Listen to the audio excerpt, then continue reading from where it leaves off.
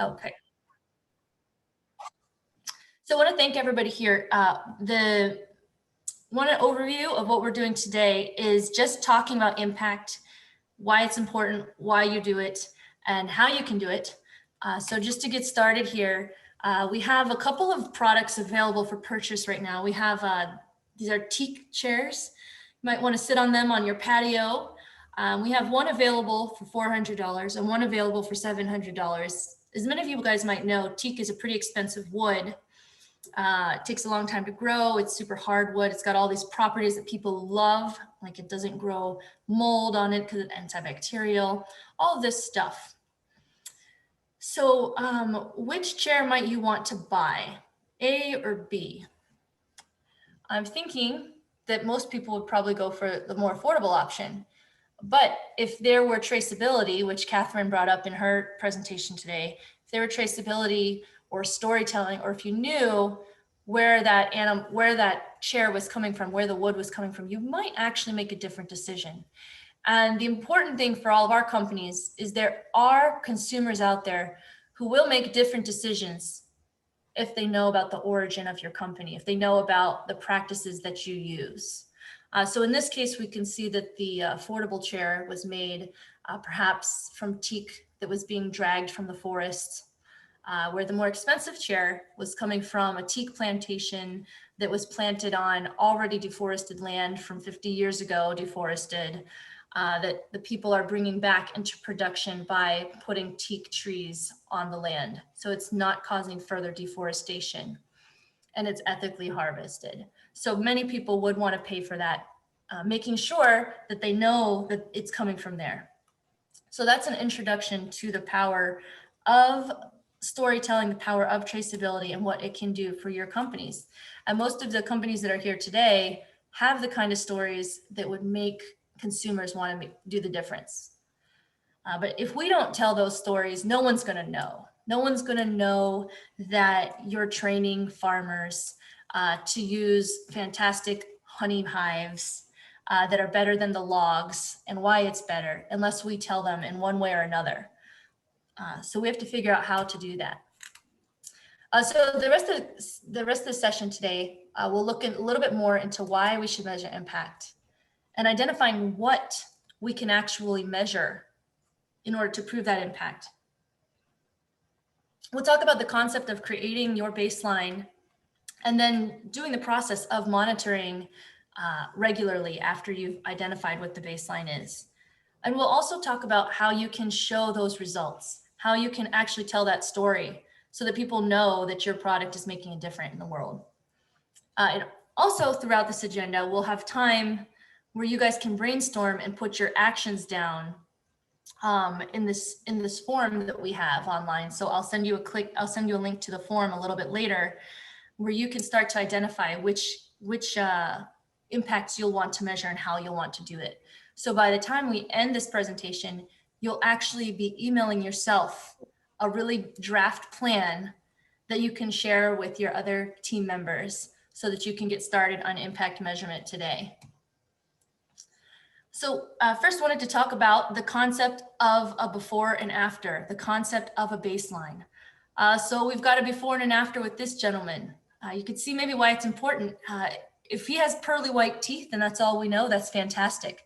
But if we know a little bit about the journey he took to get there, we can maybe be a little bit more impressed with the work that the dentist has done.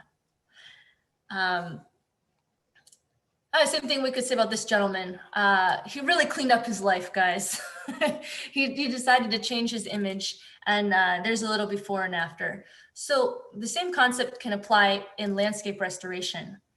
If we don't know how something was being done before, then we won't be able to fully appreciate the difference that your company's making. So the example of this we could take from Catherine's slides today, where she showed us a picture of the log up in the tree and described to us, hey, this is how everybody's doing it. And here's why it's a problem. It's causing people to cut down more trees. It's producing subpar honey that you can't market internationally, or people locally don't even prefer it. So it's hard to sell. It's not really creating you much revenue, and it's not creating a lot of honey. So let's take the concepts of caring for the bees and professionalize it, and here's what you get. So in this slide, you can see the restoration of an entire hilltop, which can be pretty inspirational as well. So there can be all sorts of stories that you can start to think, what is my before and after? And how can I prove that to people? Here's just another aerial photo for before and after as well, and the importance. So overall, when you're considering a baseline, people quickly forget from where they're coming, or they don't realize the problem that you're solving. So you need to educate people about that. So you can, with the baseline, memorialize where you or the community started, and then you can show your progress. So that's a little bit about why to measure impact. So now I want to ask anybody here, if you can unmute yourself. This can be, what can take about 5 minutes to have a little just group sharing right here. Why are some of you having the companies you're having? Why did you start your companies? And what does that mean to you? I wonder if anybody here would like to unmute themselves and just share any reason of why you're doing the company that you have. I hear somebody unmuted. Hi. Would you like to go ahead? That's Isela. Hi. What I was really bothered. Hello? Mm-hmm. Yep, It says, we can hear you. Yeah. I was really bothered by the kind of wastage that was going on in the market, juxtaposed against the number of people that went hungry again in a farming community. So it was really disturbing. That was one reason. The other thing was just really irritated by the kind of products the farmers sold to the middlemen. They were not bothering about the quality, or there was no quality standards or how clean they were. They just pegged a price and demanded it regardless of the quality they were bringing to the table, and that was really irritating. Yes, so I can see many problems that you're solving there. And for everybody's reminder, I think last Thursday, Isela shared her slide deck, and she's working with improving packaging of beans in her area so that the beans last longer on the shelf, and that she's guaranteeing a high quality to the consumers, and therefore can pass on a better price to the farmers. So yes, thank you. So I can see you are doing that, to solve many of those problems. And that can start to begin to be your story that you can share with people, your before and after. I think you can see how this can be a really cool question to ask yourself. Next, I see Eric and then Ben. Eric, why are you doing your business? And what is your business? Hello, I want to share hello. my business. My name is Benga Ojo. Can you hear me? Yeah, I can hear you. Okay, we are into pasture poultry. We saw a problem with the kind of synthetic drugs like antibiotics, diostats, and some other synthetic drugs that are being used on the poultry products that are hazardous to human health. So we decided to change that thing that we see is unhealthy. But some of these drugs are not good for consumption. Unfortunately, people don't observe the withdrawal period of 2 weeks before disposing the product. So we decided to start a pastured poultry, that is raising poultry on pasture. In this way, they have access to all the good things about nature, the grass, the insects. Samuel, I'm not able to hear very well. Samuel, are you able to hear and maybe summarize what he said? Maybe it's not coming through to me. Hello, can you hear me now? No, I don't hear you very well. I'm going to mute you. Samuel, were you able to hear? No, actually I was struggling. Okay. I had to change even my headphones. Maybe he can type on the chat box if it's possible. Okay, and so sorry about that, Gibenga. Perhaps Eric or Ben would be able to go if either of you two could unmute yourselves. Yes, I'm ready. My name is Eric and I'm from South Africa. Perfect. I'm into farm. Can you hear me clearly? Yes, yes, we can. Thank you. Yeah, okay. So I want to answer. I know I haven't shared my deck, which I hope to do in the next session. But one of the problems or the reasons why I'm doing this is I come from a region in South Africa where it's known for producing good quality farming products, from citrus to maize to avocados and bananas. But we also have a very good tropical weather where I've decided to venture into planting okra for commercial purposes. And the reason is, I would say over 90% of the rural households or farmers there would plant maize, but they're not able to convert it into money, or they're not able to convert it into maize meal. And for me, I think I've chosen a product which we can sell, but also export and be able to create jobs, be able to have enough money to sustain some of the people in the village. That's definitely an amazing story. You've seen the benefits of crop diversification in your area for the livelihoods of the folks in your area. So I think that's a really great story. And I see maybe we have time for Ben, and then maybe one more person. So Ben, are you available to share why it is you started your business? Yes, please. My business is called Eco Honey Hub. It is a demonstration farm that is going to be teaching farmers on how they can integrate beekeeping, agroforestry, and coffee plantations. So in 2014, I went to my village in Western Uganda, and I found the farmers were cutting banana plantation and planting coffee. Yet in 2018, when I went back, I found they were cutting coffee and planting again banana plantations.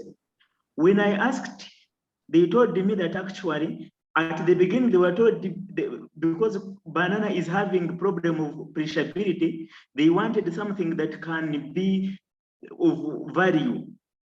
Then when they planted the coffee, it was hit by drought, and therefore they realized they can't manage coffee.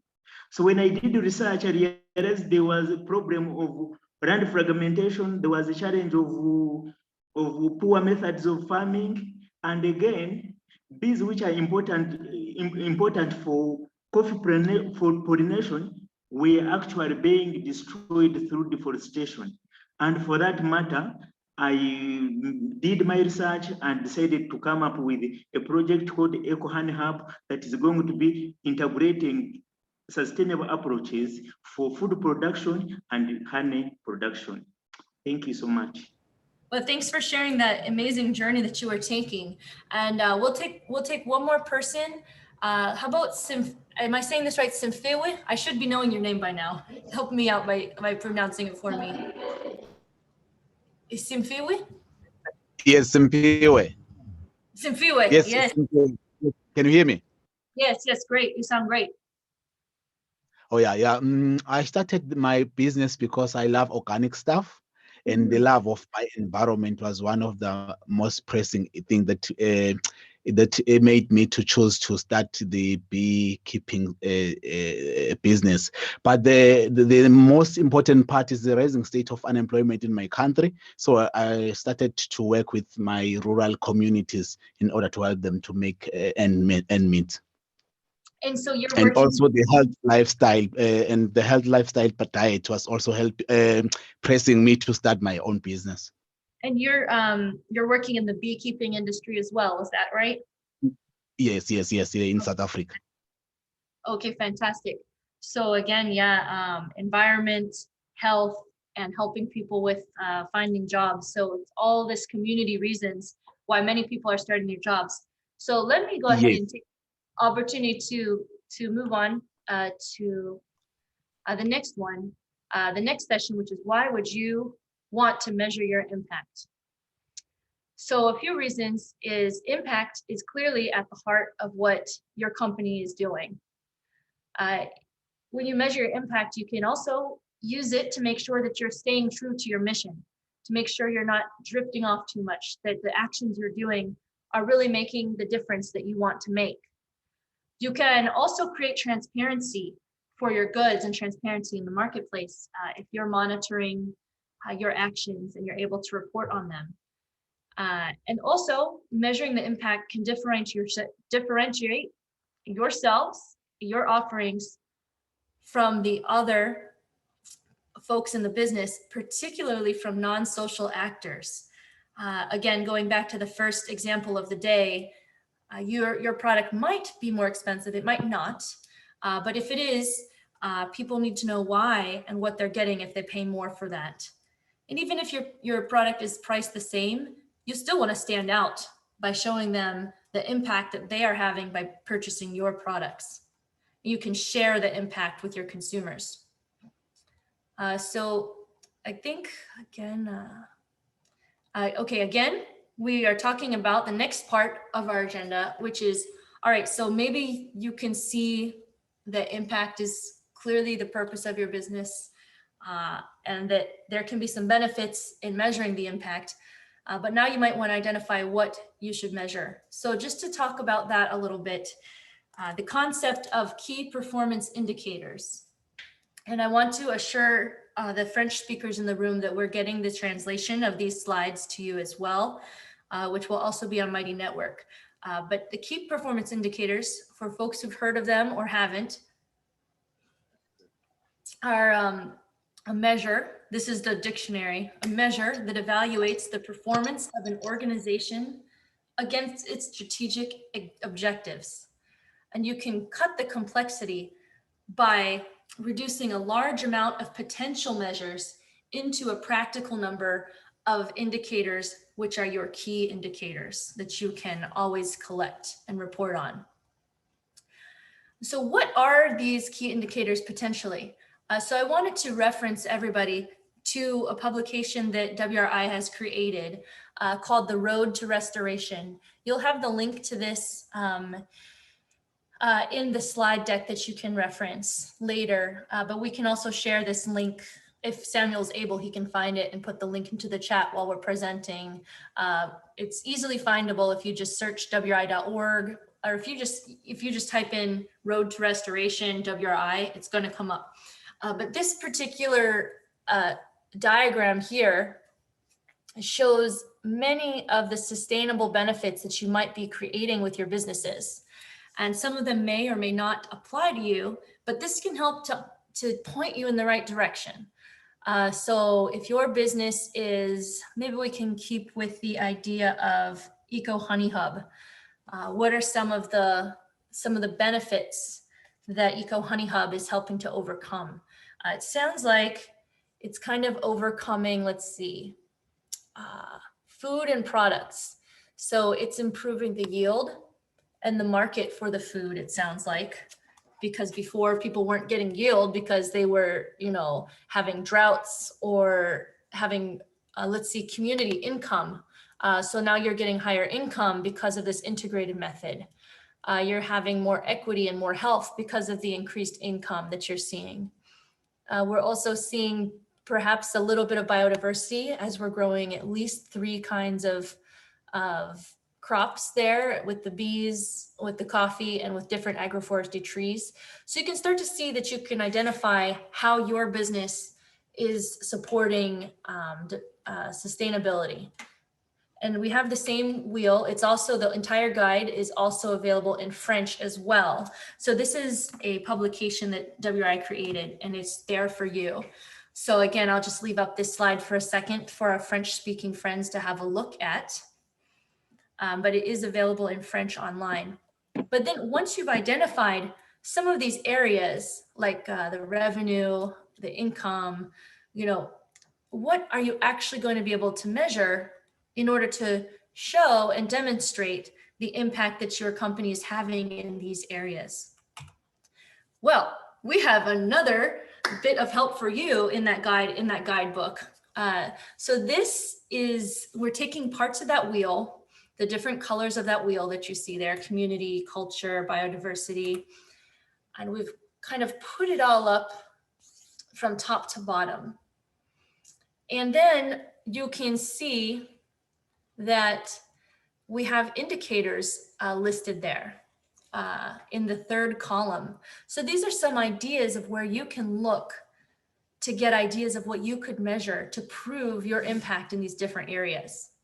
And then we even have some examples there. So this is a lot to read, and you don't have to read it now, but you can reference it anytime you want to.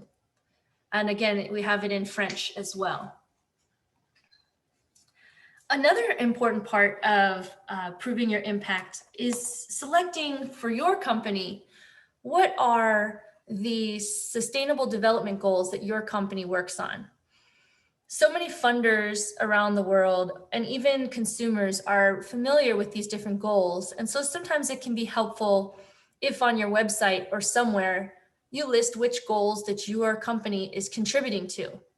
I've selected many of the more popular ones for our types of companies today in red, but your company might be helping out with more or fewer of these, depending on what the business model is. Anything from, let's see, Isela would be working on no poverty because the farmers are getting a higher price. She's working on zero hunger because the beans are lasting longer. Good health because they're got quality control going on. And you can start to see how this would work and how these goals can actually serve as a framework for you to create a story. So under each goal that you're actually supporting, you can come up with a sentence or two about how your business is supporting it. And then and so that's a conceptual, that's a qualitative measure. So these are a few ideas. There are different types of KPIs, and I would say environmental, social, economic, and financial. And the financial KPIs are the ones that we've talked about a lot with Luni when we're looking at the accounting and the projections. So we are focusing more on the environmental and social economic today.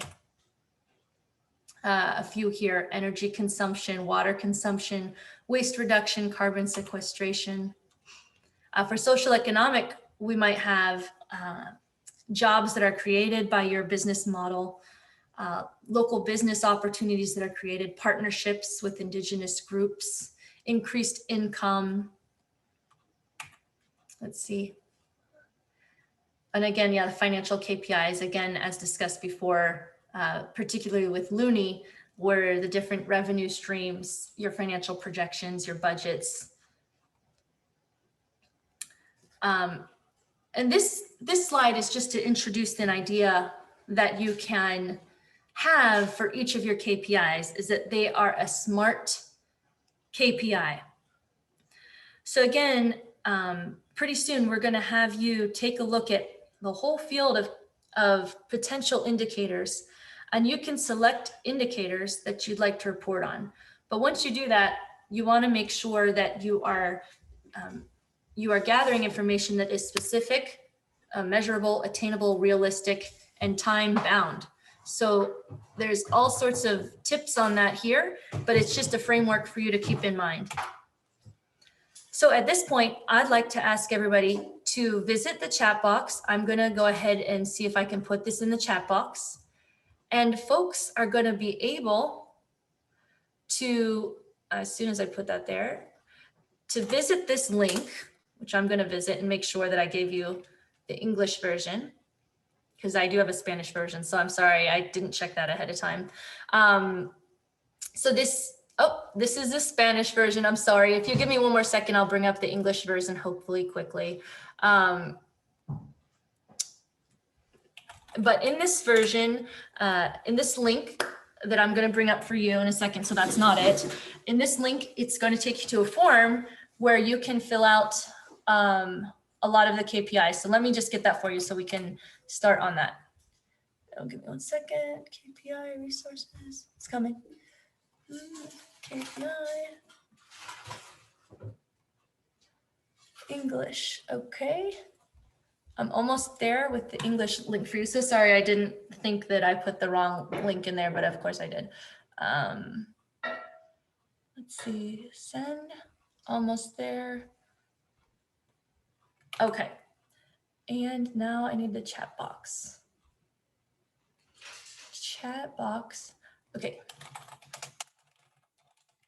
All right, so if people can actually look at this link and fill out section 1. It's not the same link because I just sent you the English version right now. So try the one that I called that says this link in the chat box. And this is the English version. And I do apologize, we do not have a French version of this yet. But for those of you who can read English enough, please give it a try. So there are 3 sections on this survey, and we'll be filling out the first section right now. So when you click on this link, it takes you to everybody do it who can right now, takes you to a form called KPIs and Impact. Go ahead and start filling this out. You don't have to wait for me. I'm just describing it so that people, as they get onto the form, they can see what it is. Basically, you want to put your email address because once you're done with this entire form today, you're going to receive a copy. So please put your email address. And then after that, we've listed many different kinds of KPIs. The first kind we have are tree-related KPIs. So if your company has something to do with tree planting, be it native trees or fruit trees, timber, you can go ahead and check out which tree-related KPIs. The second kind of key performance indicators we have are other environmental key performance indicators. And again, for each indicator, you can select whether you already track it, or if you plan to track it, or if it's not applicable to your business model. Then the third section we ask, of different indicators we provide are social performance indicators. So again, you can decide which ones would be applicable for your company to keep track of, or which ones you are already keeping track of. And then we have at the very bottom traction performance indicators, which deal with how many communities are you helping? How many people are you out there helping? How much income are you creating? These kinds of ideas. So I do hope that people will continue to fill out this form as I speak. And we just need to fill out this first section. There is a next button, which you can go ahead and hit, but this is the first section only. And this is the part that we'll be filling out today. And I wonder if at the same time, I could go ahead and open the floor for any questions at this point, just maybe 2 or 3 minutes before we move on to the next section. Let me see.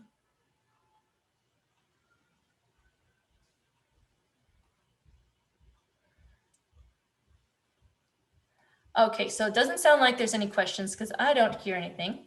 So keep filling out that form because again, this is going to be a building block to your plan. So the next part is to consider your baseline and monitor regularly. So what is the baseline and how do you come up with it?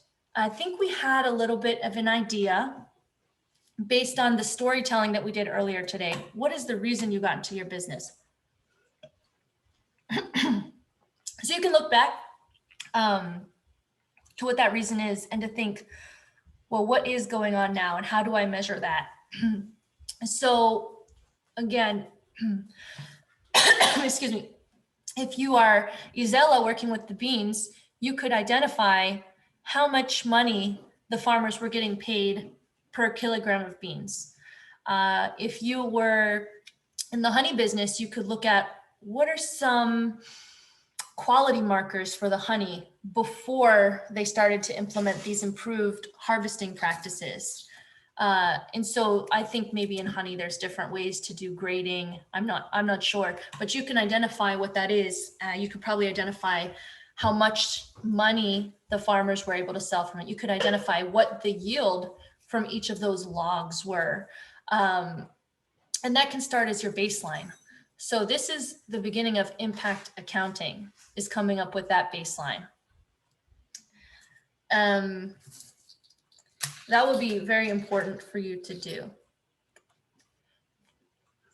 Another way, as I mentioned, was through surveys. So maybe you could talk with some of the farmers about what they were experiencing and what kind of prices or what kind of yield losses or what kind of problems they were having before. So if you talk to so many different farmers, you can really start to get an idea for what that baseline for your community looked like. You can also do focus groups. So something that might work. So surveys are kind of like one-on-one. You can do an online form, or you can do a one-on-one meeting or a phone call. But it's basically where you have the same kind of questions that you ask many different people, but usually in a one-on-one setting. In a focus group, you might get a group of people together for a group conversation, and you can kind of record the group consensus around a topic. So that could be a way that you could understand what your baseline is. You can also use surveys and focus groups to understand what your impact has been as you move forward through your business.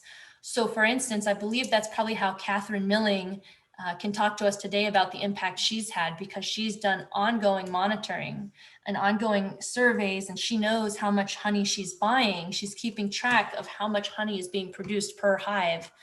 So she gets those kind of actual numbers that she needs in order to understand what the true impact has been.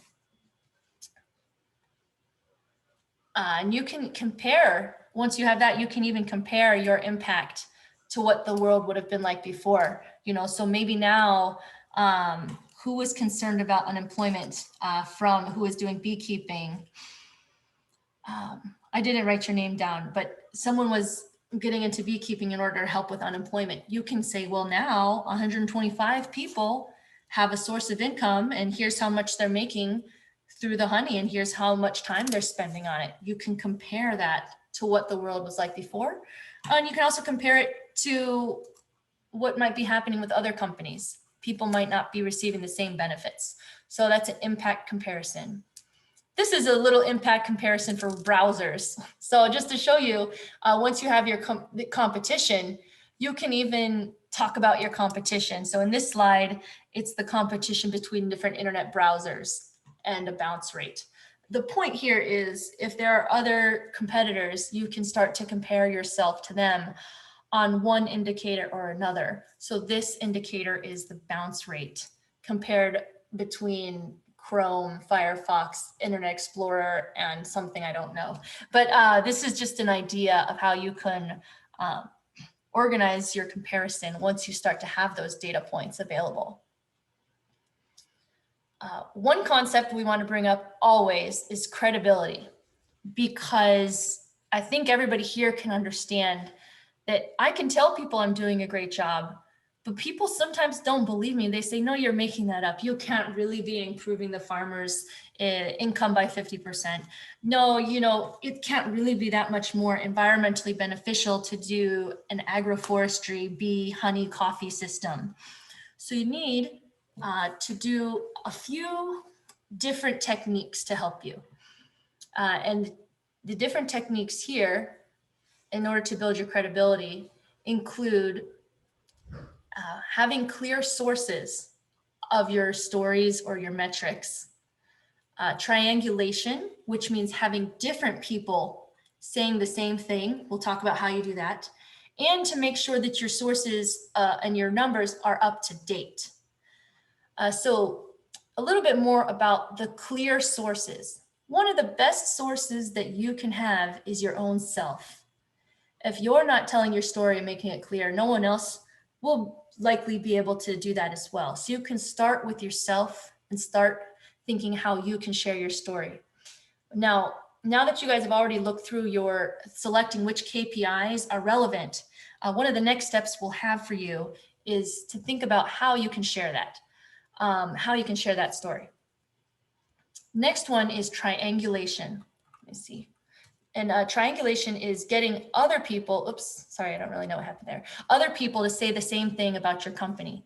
So this you could go about in different ways. We've seen entrepreneurs work with universities or third-party verifiers to verify that their impact is actually happening. And so these are a few ideas. You can also have testimonials, because that would be your customers saying, yes, this worked for me. And so you start to get different customers saying this. And now it's not just you talking about the benefits, but it's your customers, it's your clients. So the more people you can have saying the similar thing would be helpful. And updated.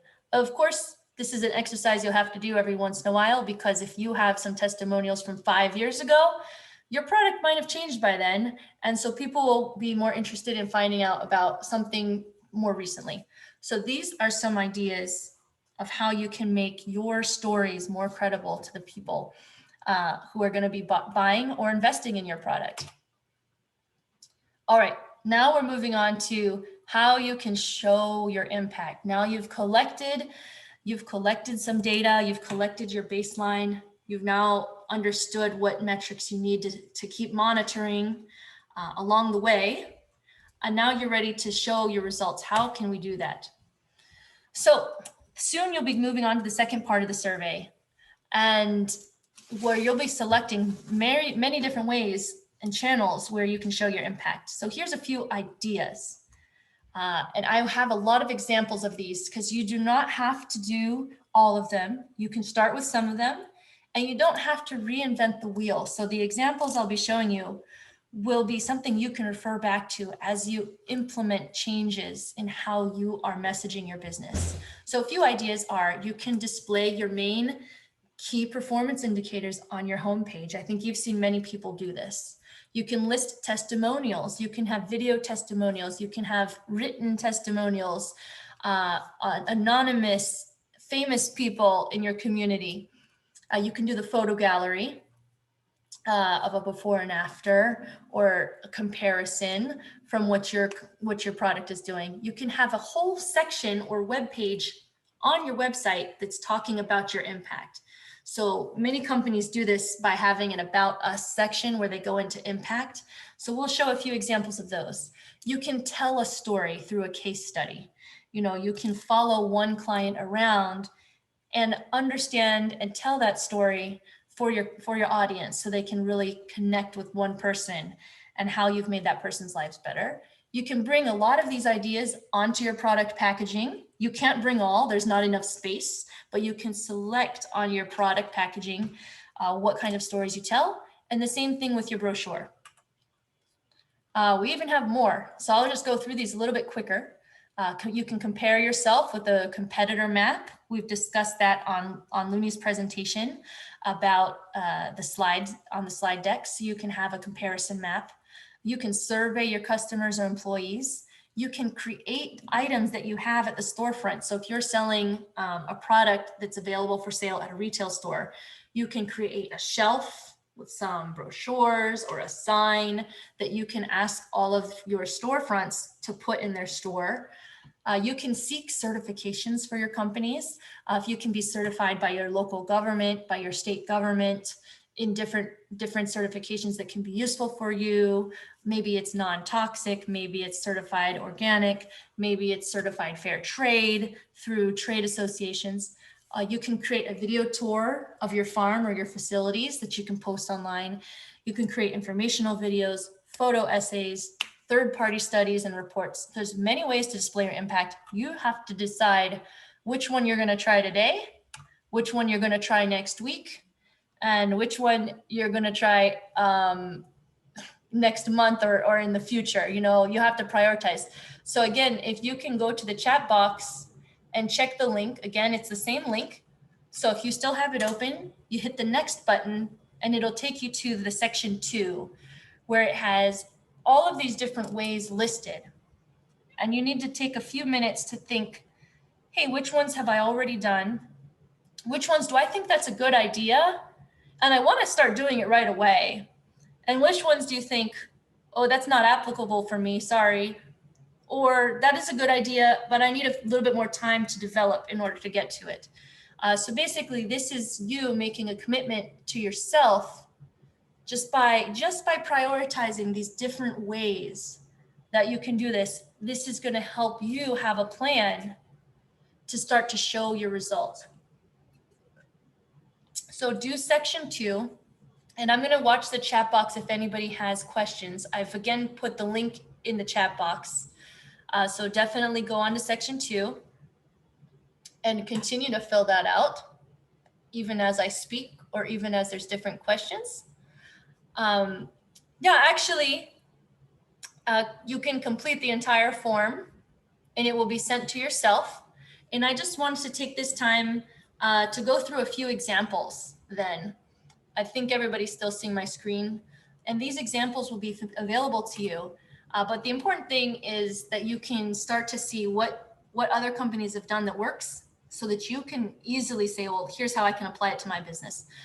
This is the traditional KPI display. So when you can think what your KPIs are that you could put on your website. This is from WhatsApp, but obviously you can do one from your own business, and it might be number of farmers engaged, number of hectares restored, number of hives installed, annual revenue, annual income to the farmers, etc. You know, anything like that that you want to display on your website. This is a cool one. So these people are active in India, and they create different products that they sell. This product is Tulsi powder. This is a powder from a plant called Tulsi, I don't know. But they have done an in-depth analysis of where the purchase price goes. And so if that's something you're interested in doing, it creates a lot of transparency. So I put it as an example that you can see most of the price goes towards paying for raw materials. And some of that goes directly for the farmers as well. So very interesting there. Let's see another example here. Mountain hazelnuts is an example of telling the story, telling the impact through a story. So not everybody is going to have particular numbers that they want to share, or sometimes the strongest combination is a combination of numbers with a story. So you can check out the Mountain Hazelnuts website to see more, but it's just an idea that they're telling about how they're making an impact through sentences instead of through numbers. So all of these examples have hyperlinks that you'll be able to access on the slides that we'll be posting today. So you can check out all the websites and see it. This is one I really loved, and it has to do with a map plus key performance indicators. So this is an international organization working on water projects internationally. Your map might be smaller. Maybe it's going to be focused on your own country or your own region, but maps can be a really strong way to show your different impact in different regions. And it's very easy to set up on Google. So I would encourage you to do that. And let's just do one or two more before we go to questions. This is a really strong before and after picture. So this company is active in India, and they are planting forests in cities around Africa. And this is what you could see, how many years later it was. I think maybe it doesn't say on this slide, but I think it was a couple years later, 2 or 3 years later, the trees had grown that much. So that can be very impactful, just the before and after picture. This is an example of having a whole section on your website about your impact. So this website has a section called Save the Bees. And then it's just literally all about the different impact you buying the specific brand of honey have on bees in America. This is a US company. So there's more and more examples here that can apply to many people's companies, depending on what company you have. And the last part of the survey, which if you guys are taking the survey right now, which is what 3 steps will you take this week to improve your impact reporting? So I'd like to kind of leave us with that question. If anybody here has an idea of 1 or 2 steps that they're going to take to improve their impact reporting, I can invite these companies to share that knowledge with us. So I'd like to open it up for any kinds of questions, either about the form or for people to say what they plan to do, and also just open questions about impact reporting in general. So I'll stop sharing and come back into the main room. And I want to say thank you for your attention. And I see, let's see, does anybody want to share any insights that they might have for impact collection they might want to do? I have a question from Million. Let's see. Million, do you want to just ask your question out loud to all of us? Yes, yes, Amanda. And I had a chance to measure my impact while reaching out to public school before the government has commenced a school feeding program in Ethiopia. There was a big challenge, and I had begun reaching out to school children who are selected public schools. So I had been supplying my gardening pallet racks because particularly public schools in Addis Ababa, Ethiopia, are very small compounds, and they have no space, they have no playground, let alone having a garden to grow some vegetables. So while I was supplying our preferred rice seed strips and have started supplying them with vegetables, I had one donor reach for change from Sweden. So they wanted me to do a baseline survey first, and then a post survey for them because they wanted to know the impact of my work. But in the baseline survey, they had prepared a question by themselves, which states, how can you be less hungry? Like some sensitive questions that we don't use in our culture. The Swedish incubator has produced an interview questions for me to do a baseline survey with the school children and their families to see the impact of our work. Okay, so I think let me see if I understand so far to this point. The donors provided you with some questions that they'd like you to survey your students with.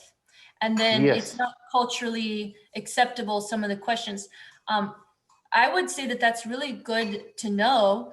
And I mean, I would just suggest that you would think about how to improve their survey questions and go back to them with a revised version and say, listen, I understand these are the information that you'd like to gather. Here are different ways I would propose to gather that information. And maybe it's differently wording, or maybe it's just a different way to collect the information, because you'll have to maybe think, and I think this is a great point, like what do your donors or your customers want to learn? And what's a good way or the best way, as being a part of that community to get it? So, I mean, I think that, I don't know if you tried that. Have you communicated with them and said something like that before? Yes, they were the ones. They had assigned someone who does the survey by themselves. But when they get out to the children, they couldn't find the right answers because some questions, because they didn't know our culture very well. So it has affected them. When I had told them the story, they had already known it and they want to be part of this work already. They had taken part in the work. But when we wanted to measure our impacts through these surveys, it was, they didn't find a good result. So they wanted me to focus on other means as like stories. And so that was how I have done that. And still, on what I do right now, some methods are very much sensitive in our cultures because people are not very much open. What you ask me, I cannot ask them directly.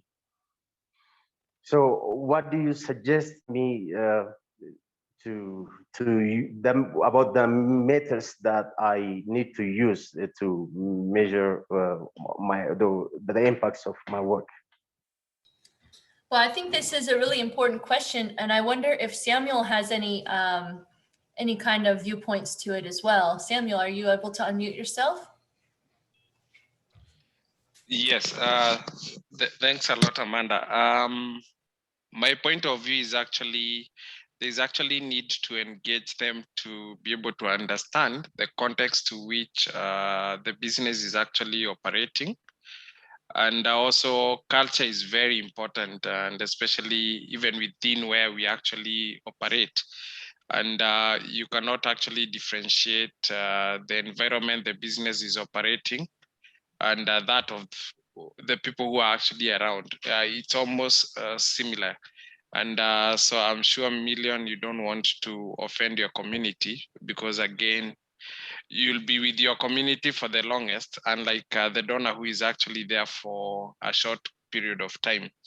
Yeah, so I think there is need to actually communicate what is actually right on the ground. Yeah, thank you. Thank you. Thank you so much. Can I say something, Amanda? It's Teko. Yes, that would be great, Teko. Please go ahead. Yes, colleagues, it's pivotal to know that sometimes when you are getting funding and you are trying to tackle problems, yes, it is important to be cultural sensitive and so forth. However, you also need to sensitize the people on what it is that you are doing and you are trying to accomplish. So best to show the benefits to the beneficiaries than not undertaking the survey or the study or the venture to move forward, because the hindrance is only on the cultural value. Even for subjects that are taboo, we know the case of HIV/AIDS in Africa. And mind you, throughout the whole time, the HIV/AIDS campaign had only been on educational phase, but it has made a tremendous yields because of how they were able to take the issue that was so taboo to show the benefits to all the beneficiaries and to the communities as to what they will get out of it. So it's very important that you show the benefits and also sensitize the community that you're working with. Thank you very much. Thank you so much. Oh no, thank you so much, Teko, for that point of view there. That's fantastic. Let me see, I wonder if anybody else has any experiences they'd like to share with their company. I saw Dr. Afolabi wanted to share a comment. Would you be available to unmute yourself?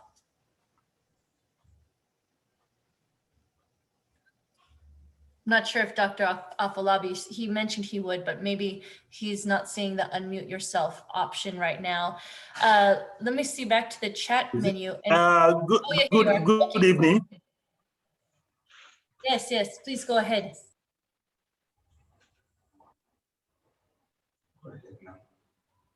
I think it's Olayemi that wanted to talk. Oh, it wasn't you? Oh, I'm so sorry. Let me go back and check the chat. It's my founder that want to talk. Then I can round it off for my own angle. Okay, so I'm not sure there. Does anybody else have any comments that they wanted to make on their experience so far with impact reporting or anything? Hello, Amanda. Yes. Yeah, good evening. Good evening, everyone. My name is Princess Afolabi Olayemi, once again, the chairman of the MDC of Global Life Sciences and Agroallied Limited. Our story started as a result of poor handling of plantain in Nigeria. I hope everyone can hear me. Hello? We're hearing you very, very well. Mm-hmm. Okay, so that is what brought about Global Life. The handling of plantain in Nigeria is so poor. When you go to open markets, you see a lot of wastages, and in the process, the plantain are being infected with bacteria. So as a result, people don't get the best nutrients from the plantain. So that is what brought us on board. And since then, we've been correcting that notion, and that is what has helped us to be able to secure major supplier of this giant supermarkets known as ShopRite in Africa. So, and you know, a lot of people have been advised by doctors to go for unripe plantain, and lactating mothers are also advised to go for unripe plantain, which help them to production of plantain. And looking at our impact, we have been able to provide revenue for Osun State government. This is one of the states in Nigeria. And we have also been able to employ a lot of widows in the community. And also, we've even been able to assist the government in employing NYSC core members who don't have where to have their youth service, where to serve the nation. A lot of them don't even know what agric is all about. They just go to school to learn the theory part of agriculture, but we've provided an avenue for them to be able to practice what they are being taught in school. So these are the impacts we have made so far, and a lot of them like that. Thank you so much.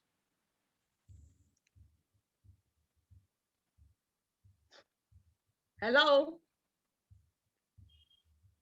Hello? Sorry, I was muted.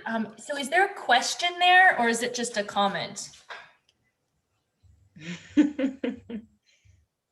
No?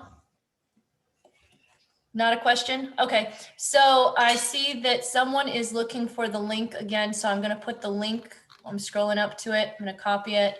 People have gotten a little bit, and I'm gonna ask Samuel. Samuel, have you been able to? Amada. Yes. Good evening, ma. Yes. Hello, Samuel. Hi, somebody was going to have a question. Send the link again for me. Link. Dr. Flabi was making a contribution. Yeah. Mr. Kabiru, good evening, sir. Yes, good evening. Proceed.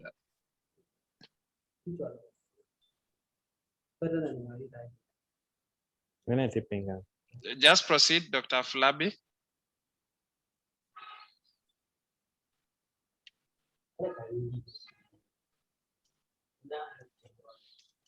I'm not closing. Yeah, it seems we have lost Dr. Flabi. Amanda, back to you.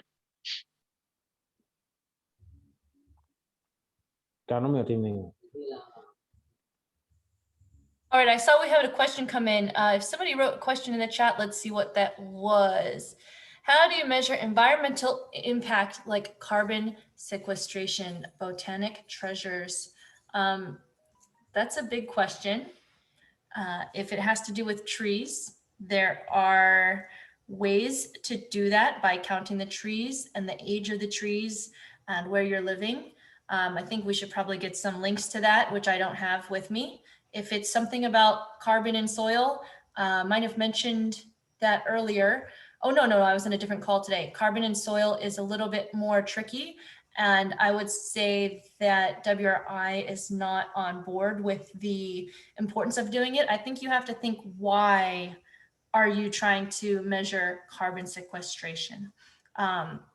It's to show your company itself as a net zero company, that you're going to be net zero carbon, your own company and all of its impacts. Sometimes you're trying to sell your carbon benefits on a market. So those could be different reasons to do that. Also want to point you all to the chat box. We have the attendance sheet that Samuel just put in there, so everybody can definitely have a look at that. So I think that from Botanic Treasures, I think that we're going to have to research some of the tools on that. I don't have a list of them ready, to be honest, but another thing is that you wouldn't only want to be measuring how much carbon different things are sequestering, but you also want to be measuring how much carbon you are having in your value chain as well, how much carbon you are emitting through different techniques that you're using, if that is going to be the part of your, so that's a part of the whole accounting. What I want to say is a lot of times for smaller companies who aren't focused on putting themselves on the market as a carbon credit provider, it might not make sense because it's very technical. It costs a lot of money to do it right. But you can get at it conceptually, maybe qualitatively, not quantitatively, for a lot less price. And you can describe the different steps you're taking to reduce your carbon footprint, and then talk about how much each of those steps is helping along the way. So for instance, if you're transporting some of your product and you're using a biofuel based truck, which I don't think is happening for anybody here, but then you could talk about how much carbon that burns versus a diesel fueled truck or something. But to be honest, for a lot of companies, it probably doesn't make sense to do the whole formal accounting procedure because it's very expensive. That's my point of view. And if anybody else here has a different point of view as well from their experience, it's a very detailed and really important question. So I wouldn't say that that's just one point of view that I'm offering. So if Samuel or Teiko or anybody else who has a business that perhaps is on the line here that has dealt with carbon accounting would like to share their point of view, I think that the floor is open now. And if you take a minute to unmute yourself, feel free to just break in at any time because it is obviously a very important question. Mm-hmm. Good afternoon, Amada, and good afternoon, Oga Kabiru. Sorry, the network was a bit bad here in Kampala, but I'm actually interested in answering the last questions on accounting, but I could not hear the question very well. I don't know whether you can take time to repeat the question so that I can attend to it. The question was from our great friend, I think Elizabeth at Botanic Treasures. How do you measure environmental impact such as carbon sequestration? So it's a very, very technical question. There are general techniques for it, but if you actually want to use it in a formal way, it takes a very formal process that costs a lot of money. So it might not be relevant unless you're planting thousands of trees on hundreds of hectares. But so if you wanted to do a more informal conceptual explanation, then you can think about, what you can do and how you can measure that. It all just depends on the level of correctness you need to have, because if you are trying to get to high level, it's much harder. All right, attendance is not fillable. Izela, are you trying? No, Izela muted herself. Yeah. I don't know. I had a question. Yes.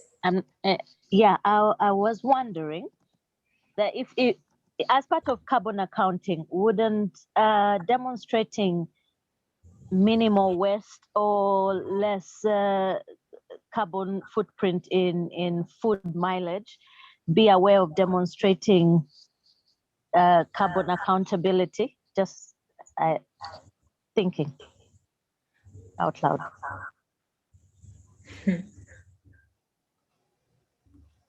Okay. Good afternoon again. Yes, Mafiki. Mm-hmm. Okay, great. On the measurement of KPI, key performance indicator, is like in your presentations, you classify KPI into different ways, depending on what we are looking at. Are we looking at financial in terms of KPI? Are we looking at the number of the tree planted, the social and the environmental? But let me start Let with me finish eating and then you sleep. The financial as a measurement for KPI. And then I will use our farm as a case study. My name is Dr. Afolabi Abiodun Ademola FCA, a co-founder of Global Life Farm in Osun State. Now, when we started the farm, I'm in class. we got about 100 hectares of land, and the Osun State government actually brought in 18.5 million as the value of the land at that particular period when we started. Every year, it is requested for us that the farm must pay certain amount of money, that's a land rent. Now, when you look at that rent that we are paying to Osun State government, it's like a revenue to them, and then you can use that to actually measure the amount of money that they've invested in the farm. So that's one way. That is the amount of money paid regularly. Is the amount has to be paid? Is it the one that actually paid in terms of transparency and accountability? That's one way of doing that. Two, in terms of social impact, when the project was to start, there was an agreement that these are the number of people that you must employ for the state. Two, these are what you are going to be doing for the community. Then, how are you going to do that? Like the question we answer, ma, you can easily talk directly with the youth leader in the old community to ask whether you're actually doing well in the environment, what are the benefits, and then you report back. And another way is you can engage a consultant. We have some people that carry out gap analysis and impact analysis in Osun State with token amount of money. They can go on your behalf and then they can get you feedback. So these are the way that one can measure KPI in line with your objective. So those are the areas that I actually want to talk about. And then again, the other aspect of corporate social responsibility is also part of the KPI. You can also use that. How many widows, those who are vulnerable, those who are hardly hit by the COVID, how many of them have you assisted? Assistance in the sense that how many of them have you brought into the farm to work and then they get their daily pay? So those are the areas where those things can be measured. Thank you very much, ma.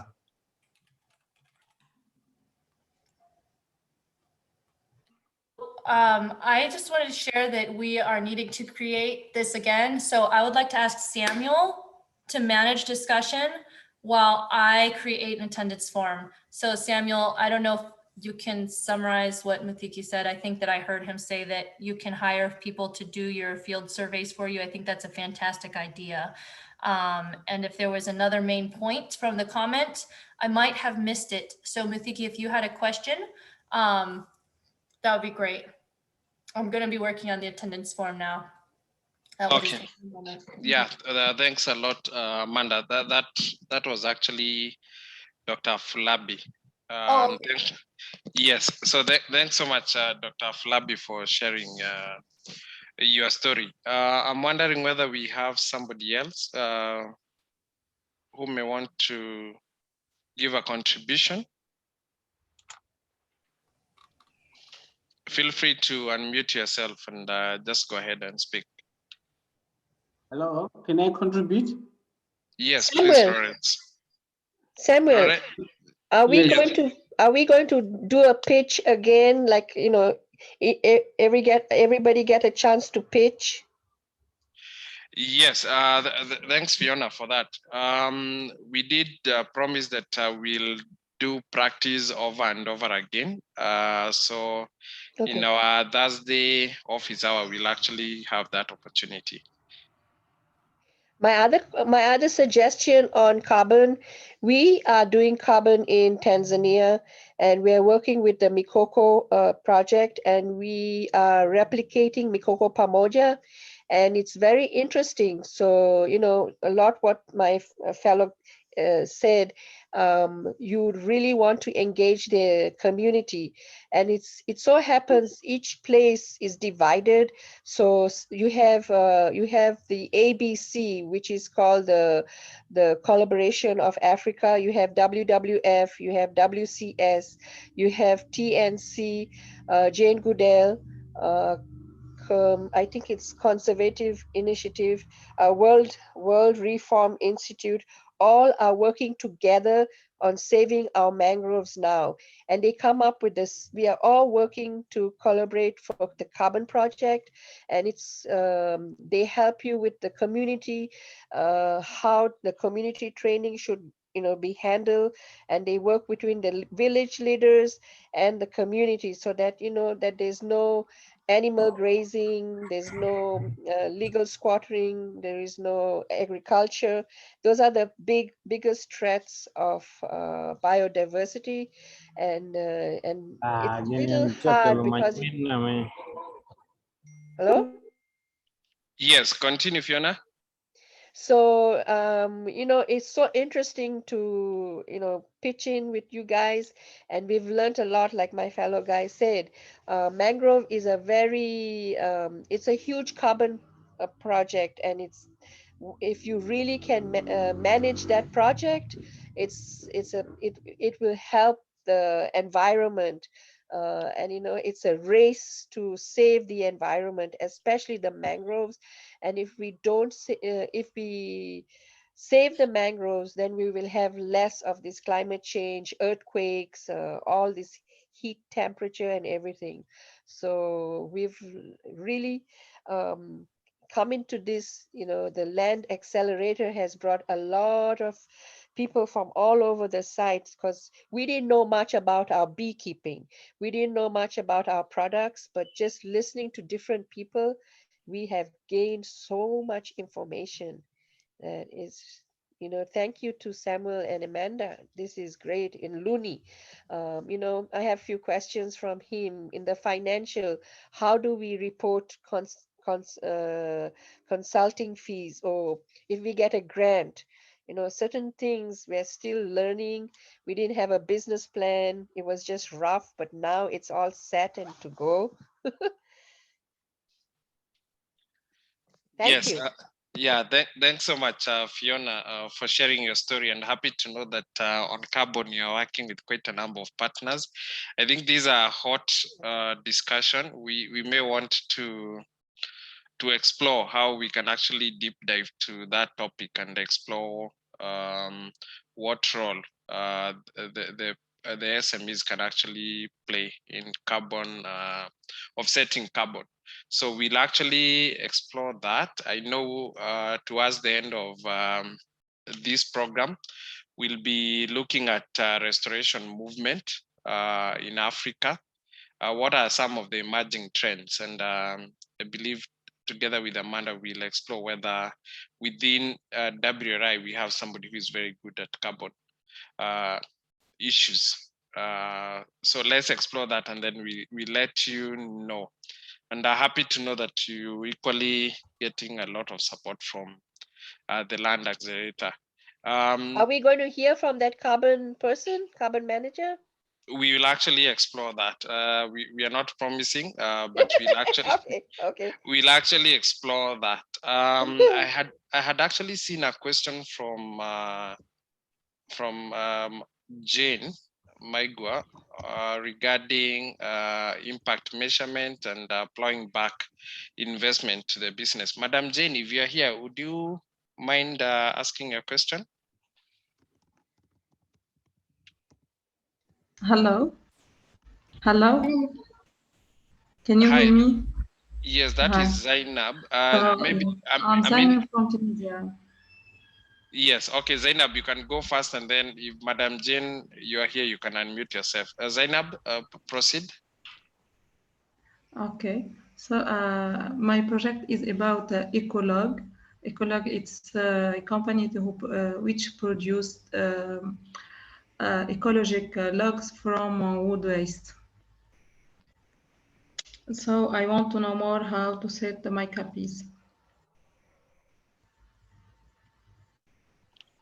Okay, I'm not sure whether I got your question right. Amanda, did you?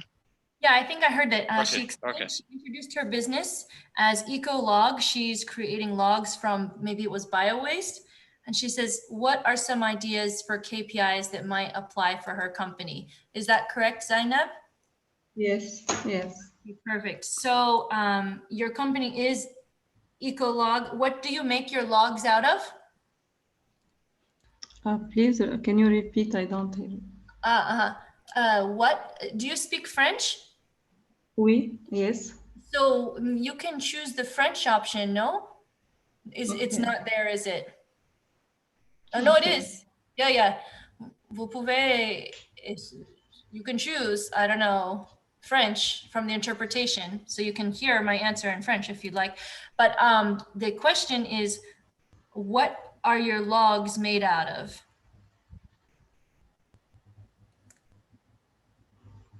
Wood waste. Food waste? Okay, great. Wood waste, yes. So you From can, the forest waste. yeah, you can think many KPIs you might want to report on. So I'll just share a few if you write them down. Then you can think, how would you report on them? And that's what the rest of the presentation shows, many examples. So the idea is to start maybe with a large list, and then you can narrow it down and decide how to use this list. So I would see the number of logs as being very important. And then you could think, how many logs are in a tree? So you could, I don't know if 20 logs are in a tree, I'm not sure, but you could then say we avoided cutting down 30 trees because we sold 500 logs last year. Example, right? You can talk about how many pounds of waste you used in the logs you produced in a certain amount of time. So maybe it's pounds or kilograms, whatever. Maybe it's 100 kilograms of waste. And you can talk about how that is not going into the landfill. You can talk about number of employees. You can say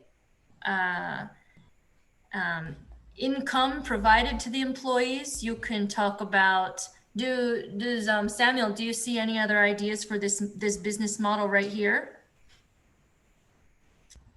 No, I think you have captured it very well. Yeah. Yeah, those are the main ones. So the really important one, I think, is how many trees avoided cut down because people were using your product instead of a log, to burn on the fire.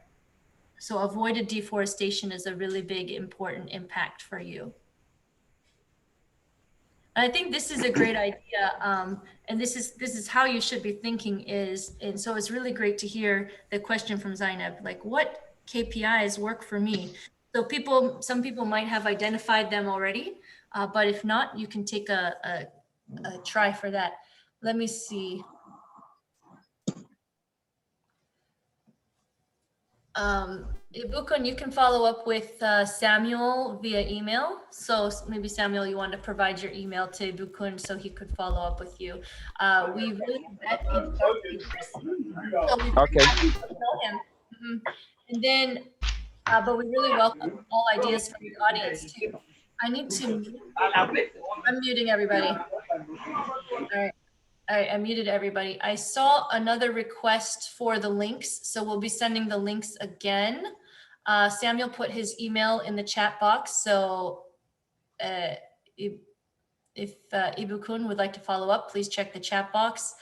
I am gonna put the attendance sheet there, and then I'm also going to scroll up again and find the form that you can use to make your own plan for KPIs, right? So I gotta find it. I don't know where it is. I think this is it. And so I'm typing that in for you guys again for KPI plan. And I want to let you know that everybody who fills this out will get an email. I did find out that there was a limit to how many emails that my account will send per day. So if you don't get it today, you'll get it tomorrow. And I am working as soon as I get off this call to fix that. But basically it only let me send 20 emails in one day. So the first 20 people should have received their email already, and everybody else, I'm going to be paying a small fee to the company, and then everybody else's email will be released soon. So want to let you know, please go ahead and fill that out, and you'll definitely be receiving the email within today or tomorrow. I'm pretty sure the translation is working. Let me click. Can I hear? I don't hear it right. Oh, no, I hear it. Yes, so maman, vous pouvez... I have a question. Non, non, maman, vous pouvez écouter le français dans le globe et sélectionner français. C'est je peux écouter le français. All right, so yes, go ahead with your question. The next person, who was that, Eric?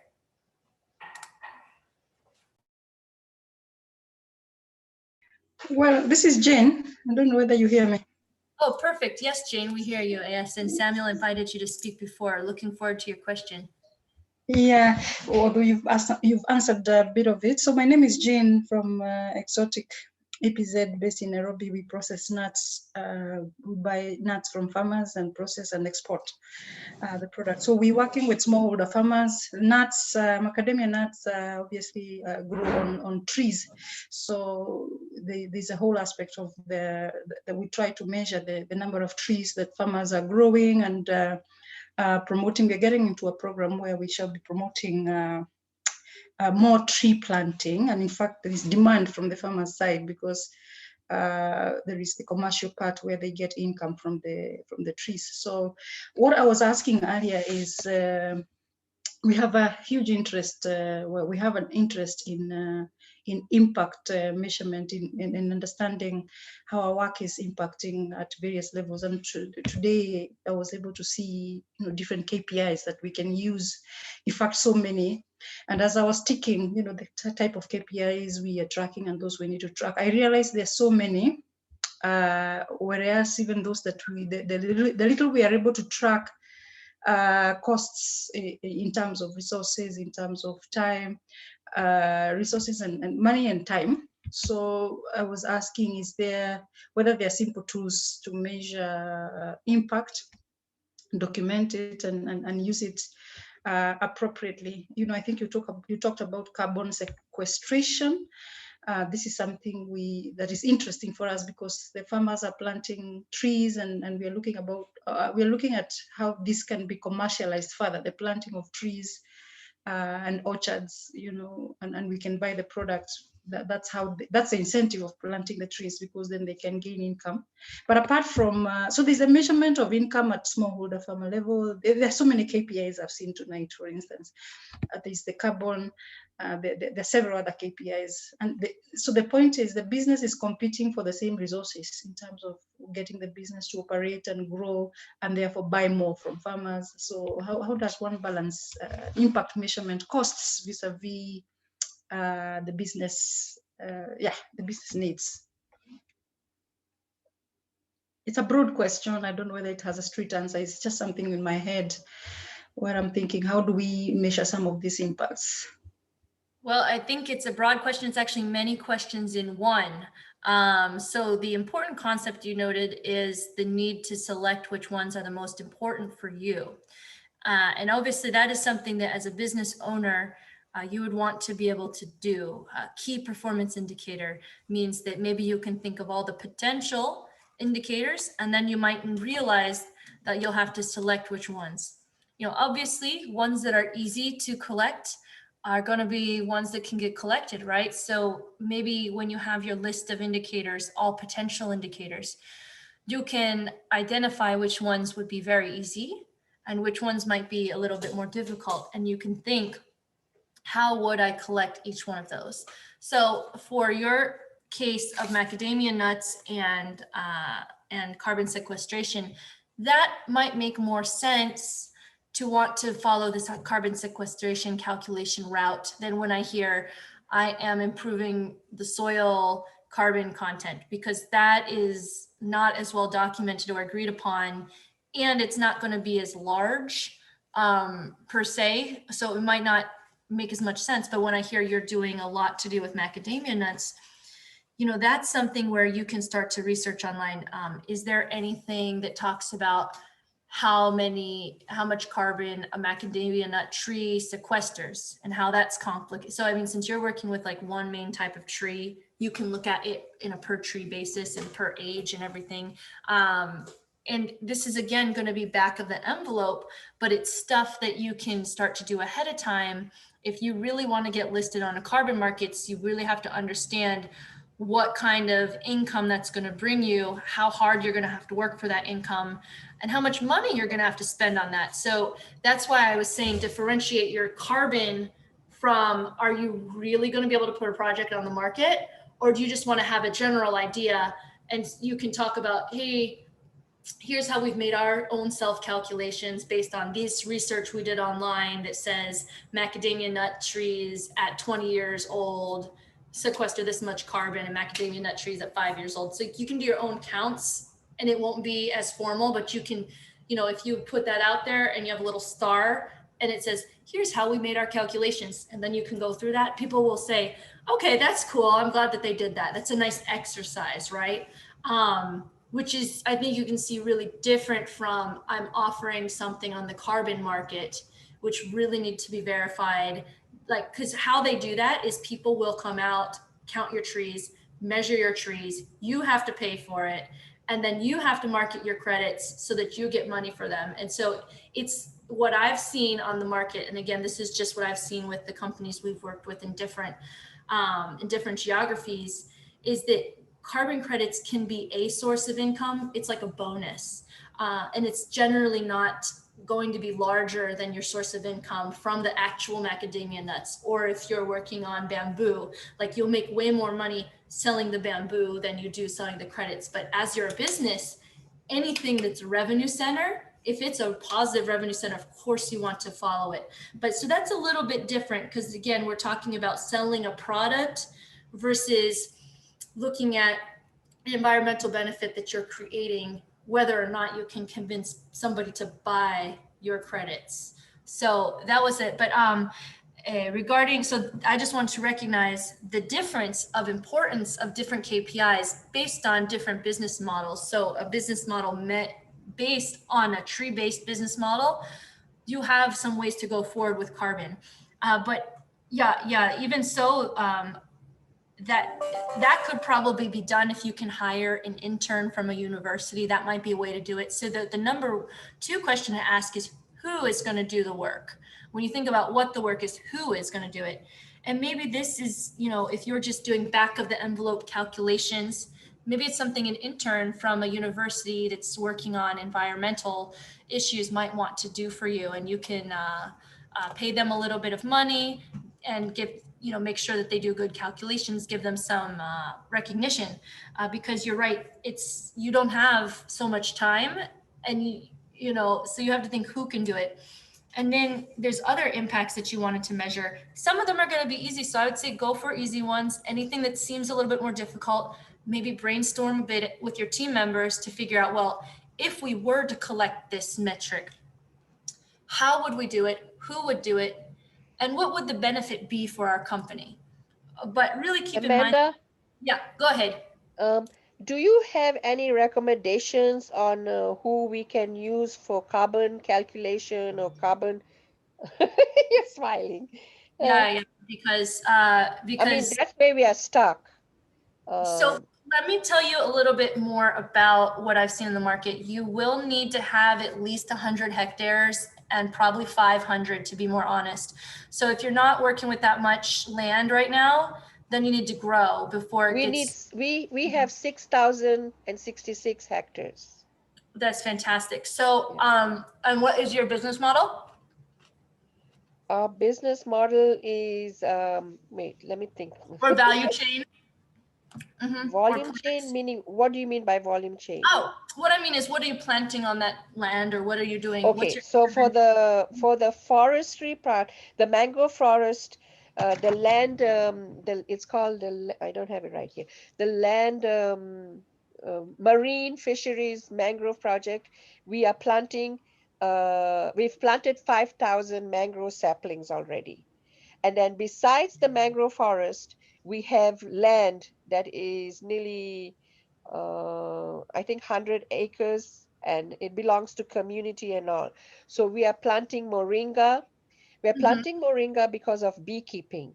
Found out that the flowers is very good for beekeeping. We're planting breadfruit because we want to end malnutrition for the schools, porridge for the clinics and all. That's We are fantastic. planting mango, jackfruit, and we're planting pineapple because those are companion plants. But our mango, jackfruit will be exported to Chicago or Milwaukee. So we are working on certain things. We're learning from you. We learned from Looney a lot of stuff, the business plan. We came in here not having a business plan. Now we have a business plan. We have a grant. We just pitched whatever you told, our 1-minute pitch, and we already got a grant. So we need to be certified like Plan Vivo for our carbon project. So that's why I'm asking, that's where we are stuck. But I'm sure in another week or two, I'm going to ask TNC, the Nature Conservative, to help us with our GIS, our loss of land degradation, and then go from there. But you've been very helpful. I learn every day something new. Today I'm so excited I learned about carbon from you. So we have two products in the Land Accelerator we are pitching, and we are just wanting to make ourselves better and learn better techniques with how to manage our mangrove and then manage our things. So from here I came learning about beekeeping. I don't know what else. I think briquettes, about compost. So we have all that, but we were not organized. Well, I want to thank you for sharing your amazing, news that you received a grant and that you really feel that some of the slides helped you get there. Maybe you can present to our group on Thursday and we can see what a grant-winning presentation looks like. Yeah. It's a huge grant. I can give you a just brief. We got it from Trees for the Future, and they gave us like $10,000 to plant 100,000 trees. So we're going to plant 100,000, a couple trees for moringa, different places. And then from the WCS wants 20,000 trees to help the biodiversity in our mangrove section. So it's not just mangroves, it's coral reef. So we are even putting coral reef balls that we learned this new thing to put to plant mesh and seaweeds. So many things can come out of this. So our moringa trees can help our beekeeping. We've not even started, we've trained in it. So now we are getting. Well, I do want to say, Fiona, that we are 5 minutes over, so we would bye-bye. Really welcome. No, we would really welcome. Yeah, exactly. We'd really welcome your pitch then, because we can see about this. Yeah, I need feedback, like how to correct the speech, because we are there, but we just need little help from you now.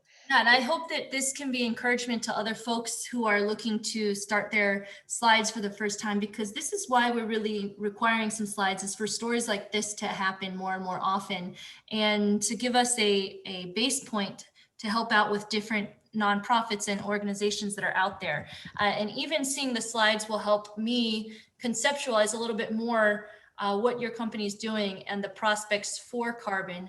We clearly see there is a demand in that, so we can look forward to finding a few folks within our network. And thanks to Yvonne as well. I forgot, I didn't say your name right. I'm not looking at it, sorry. So we'll look into that as well and see if we can, if we can bring that up for a future session as well. And we do want to thank everybody who's joined us today to think about this. And if you have the chance, fill out that form about your KPIs. We'll also be sending it through Mighty Networks following this. And I want to say thank you. And I want to invite Samuel to share a little bit about next week's presentation, and then Teiko for some closing remarks. If he's still here, let me check on that. Sorry, I'm scrolling down. Oh yes, Teiko's still here. So Samuel, would you like to bring up next week's? Yes, thanks, Amanda. And I think a hand of clap goes to you for taking us through the key performance indicator session. You did it very well, and it has attracted quite a lot of enthusiasm from our cohort. So thank you so much. So let's give Amanda a heart of a clap. Yes, so thank you. Yeah, so thank you so much. The discussion around carbon is coming up very strongly. Equally, I'm following up keenly just to be able to understand. And I'm happy that Faloye has offered to connect us with a professional in that space. So I'll be reaching out to him as well, just to see how we can be able to. Yep, that'll be a pleasure. Yeah, so just to see how we can use one. Sorry. Should we look at next? Should we look at the next meeting next Tuesday? Let's engage on emails just all to right, great, ensure great. that we have the right time to do it. All right, great. Thank you. Yeah, maybe you can mute yourself. Okay, yeah, thank you. Yeah, so we will actually organize and see when is actually appropriate to have that discussion. For our next class, that is on Tuesday, we'll be having an exciting discussion around realities of funding. We want to put ourselves in the shoes of the investors to see what do they actually look at when they want to invest in us. So we'll be having a 45 minutes presentation from Looney, just sharing his own experience as an investor and what has worked for other entrepreneurs who have been there before us. And then we'll have a panel discussion from equity investors as well as debt investors. So we are lining up about 2 or 3 who are going to actually share. So, and it will also be quite an interesting. So if you'd wish to also pitch your pitch deck, then we can give you an opportunity when we are finishing. So thank you so much, and hope to see you on Thursday during our office hour. Thank you. And passing to Teiko for final words before we say goodbye today. Thank you, Amanda. Indeed, a great round of applause to all the team for delivering today. On behalf of the African Union Development Agency, we encourage all the entrepreneurs to keep on braving the cold for those that are in the Southern Hemisphere, and for those that are in the Northern Hemisphere to enjoy the summer, but also continue to join on a weekly basis during the 2 days that we hold the meetings. Today we had the management meeting for the AFR 100, and they are very satisfied of the report we gave, and they were all impressed by the presentation that was done during the AFR 100 partnership meeting in Rwanda. So we have the study tours and other things on the pipeline that we will announce to the entrepreneurs moving forward. Thank you very much, and good night to everyone, and have a great day for all those that are in Northern America. Thank you. Thank you, everybody, and see you on Thursday for more presentations and opportunities to present. And we really look forward to hearing from you and continuing the conversation. I want to thank everybody again, and we'll see you. Bye.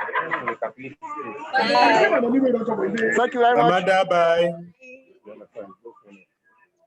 Bye. Thank you. Bye. Thank you, everybody. Bye. Bye.